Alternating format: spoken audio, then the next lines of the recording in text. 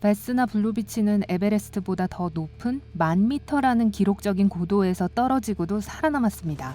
이 높이에서 떨어지면 낙하 속도가 시속 430km에 달합니다. 세계에서 가장 빠른 경주용 자동차의 속도죠. 그런 추락에서 살아남을 사람이 없다고 생각하겠지만 베스나 블루비치는 살아있었어요. 자초지종은 이렇습니다.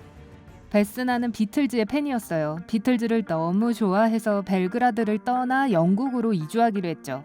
영국에서 대학을 다녔고 그 후에 승무원이 되어서 여행할 기회를 더 많이 얻고자 했습니다. 1971년 그녀는 주요 항공사에 취직했어요. 그 후 2년 동안 직장 생활을 성공적으로 해냈습니다. 하지만 그러다가 재앙이 찾아왔어요. 1972년 1월 26일 유고슬라비아 항공 367편은 스웨덴 스톡홀름에서 벨그라드 공항까지 비행할 예정이었고 코펜하겐과 자그레브를 경유하기로 되어 있었습니다. 베스나는 얼마 전에 22살이 되었어요. 스웨덴에서 비행기에 탑승했습니다. 원래는 다른 직원이 그녀 대신 비행기를 타기로 되어 있었는데 둘의 이름이 같아서 항공사에서 실수를 한 거죠. 베스나는 덴마크를 방문하기를 고대했고 비행기는 코펜하겐에 안전하게 착륙했습니다. 그러고 나서 비행기는 오후 3시 15분에 이륙했습니다. 오후 4시 베스나는 비행기 뒤편에서 음식 카트를 가지고 바쁘게 움직였습니다.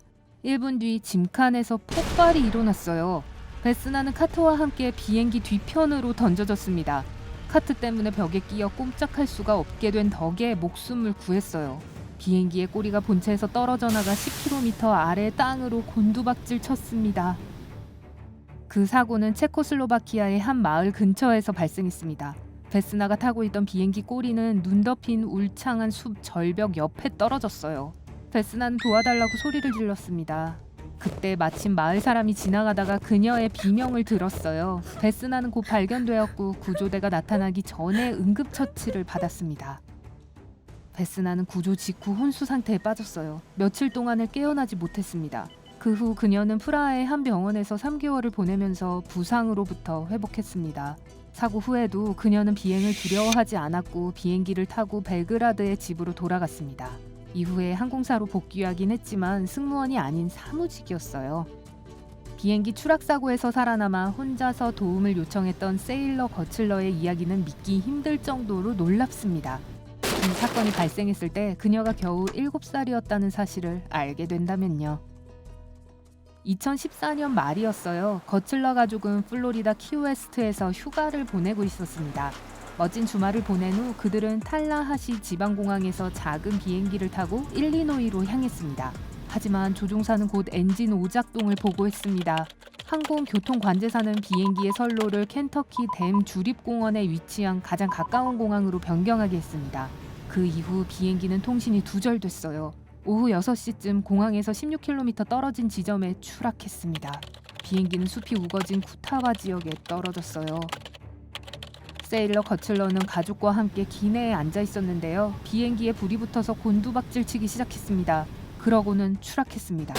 소녀는 정신이 들자 잔해 속에서 기어 나왔습니다. 그리고 즉시 도움을 청하러 갔어요. 플로리다에서 휴가를 보내고 돌아오는 중이었기 때문에 티셔츠와 반바지 차림에 양말 한 짝만 신고 있었습니다. 신발도 신지 않은 채였어요. 켄터키 숲속에서요. 처음에 세일러는 불타는 엔진의 불길에서 막대기에 불을 붙여 횃불로 사용하고 싶었지만 적당한 막대기를 찾을 수 없었습니다. 추위 속에서 얇은 옷만 입은 채 어린 소녀는 어두운 숲을 헤맸습니다. 소녀는 쓰러진 나무, 개울, 도랑, 풀숲을 지났어요. 개울을 건너 언덕을 올랐습니다. 그때 어느 집에서 불빛이 빛나는 것을 봤어요. 71세의 레리 윌킨스는 집에서 TV를 보고 있었는데 누군가가 문을 두드렸습니다. 문을 연 레리는 겁에 질린 어린 소녀를 발견했어요. 경찰과 구급대원들이 도착했습니다. 세일러는 병원으로 옮겨졌다가 다음날 퇴원했습니다. 건강에 이상이 없었어요. 세일러 거칠러는 용기와 살아남으려는 놀라운 열망으로 미국 전역에서 유명해졌습니다. 2009년에 기적적인 구조가 또 있었어요. 12살의 프랑스 소녀 바히아 바카리와 어머니는 여름 휴가를 위해 인도양의 코모로스로 향했습니다. 비행기는 파리에서 출발했고 스토버버를 위해 마르세유에 착륙했어요. 그러고 나서 예멘의 사나로 갔고 그곳에서 지친 승객들을 코모로스의 수도인 모로니로 데려다줄 마지막 비행기에 탑승했습니다. 바히야와 어머니가 목적지에 도착할 때까지 몇 분밖에 남지 않았을 때였어요. 비행기는 새벽 2시에 착륙을 시작했습니다. 그런데 그때 기체가 흔들리기 시작했어요. 불이 깜빡거리더니 산소 마스크가 내려왔습니다. 바히야는 모로니의 불빛을 보려고 창문에 기댔어요. 하지만 눈에 보이는 것은 인도양의 어두컴컴한 물뿐이었죠. 그녀는 갑자기 온몸에 전류가 흐르는 것을 느꼈습니다. 엄청나게 큰 소리가 났고 그리고 추락했어요. 그 다음으로 바히야 바카리가 느낀 것은 주변이 온통 물이라는 사실과 기침과 숨막힘 뿐이었습니다. 매우 어두웠어요. 구름 사이로 달빛도 비치지 않았죠. 어린 소녀는 물속에서 옆에 있는 비행기 잔해 조각을 발견하고 그것을 움켜잡았습니다. 그 순간 소녀는 자신이 비행기 창문에 너무 세게 기대서 혼자 비행기에서 떨어졌다고 생각했어요. 저 멀리 도시의 불빛이 보였습니다. 가장 가까운 육지는 14km 떨어져 있었지만 파도는 소녀를 점점 해안에서 멀리 옮겨가고 있었어요.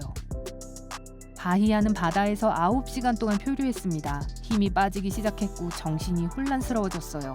다행히도 멀리 있는 구명보트를 발견했습니다. 바히야는 비명을 지르려 했지만 그럴 기운이 남아있지 않았습니다.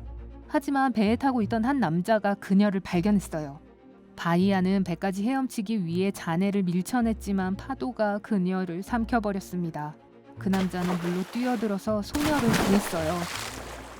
바히야는 해변으로 옮겨져 응급처치를 받았습니다. 그 후 치료를 위해 프랑스로 보내졌고요. 그렇게 병원에서 3주를 보냈습니다. 그녀는 기적 같은 이야기로 전 세계적으로 유명해졌습니다. 나중에는 어떻게 재앙에서 살아남는지에 대한 책을 썼어요. 1992년 11월 14일 토요일, 아네트 허르프켄스라는 31세의 네덜란드 여성과 그녀의 약혼자는 베트남 호치민시에서 비행기에 탑승했습니다. 그녀는 남중국해의 휴양지인 나트랑으로 낭만적인 여행을 가는 중이었어요. 비행기가 이륙한 지 50분 만에 흔들리기 시작했습니다. 아네트는 안전벨트를 매지 않고 있었고 딱딱한 무언가에 부딪혀 기절했어요. 그녀의 몸은 좌석 아래로 미끄러져 나갔는데 아마 그 덕분에 살아남을 수 있었던 것 같기도 합니다. 아네트는 비행기 잔해 속에서 몇 시간 후에 깨어났습니다. 밖으로 기어나와 밀림 속에 있는 자신을 발견했어요. 다쳐서 걸을 수도 없었죠. 하지만 충격 때문에 오랫동안 아무런 고통도 느끼지 못했습니다. 끔찍한 사고에서 살아남은 그녀에게 또 다른 시련이 닥쳐왔어요. 아네트는 베트남 정글에서 7일을 보냈습니다. 비행기의 단열재에서 일부 재료를 떼어내서 스팸스를 만들었어요. 그것을 사용해서 빗물을 모아 마셨습니다. 아네트는 주변을 조사했고 공포감을 피하기 위해 자신의 행동을 계획하려고 노력했어요. 음식 없이 일주일 동안 살아남기를 기대했지만 한편 정글에서 먹을 것을 찾을 수 있기를 바랬습니다. 아네트는 자연과 일체감을 느꼈어요. 모든 나뭇잎, 빗방울, 그리고 곤충에서 생명을 느꼈습니다. 하루하루 지날수록 정글은 더욱 아름다워 보였어요. 그녀는 끔찍한 상황에서 행복을 찾을 수 있었고 그것은 생존에 도움이 되었습니다.